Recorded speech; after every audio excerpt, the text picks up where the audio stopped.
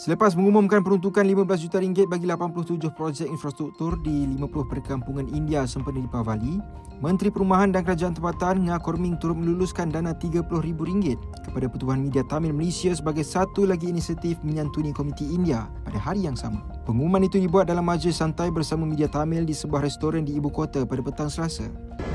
Kami memberikan juga penghematan kepada rakan-rakan media di barisan hadapan yang sentiasa menyokong kita menyampaikan berita yang sahih.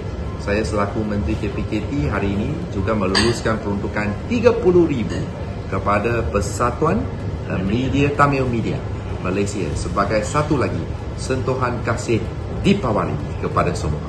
So ane ama lambi tang keji Deepavali now wahdo. Terdahulu, KPKT meraihkan Deepavali secara besar-besaran di Putrajaya sebagai simbol komitmen kerajaan Madani terhadap perpaduan dan kepelbagaian budaya. Tahukah anda berapa kali jantung kita berdenyut dalam sehari? Hampir 100,000 kali. Dan masa tidur, kadar denyutan jantung adalah rendah. Jantung kita berfungsi seperti enjin. Ia sampaikan darah beroksigen ke seluruh badan berterusan dan mengeluarkan karbon dioksida. Bila darah tak berapa lancar ke jantung, akan menyebabkan pelbagai masalah kesihatan seperti darah tinggi, penyakit berkaitan dengan jantung dan lagi. Tesli Dancun membantu melancarkan pengaliran darah. Ia mengurangkan bebanan jantung. Tesli, teman kesihatan anda.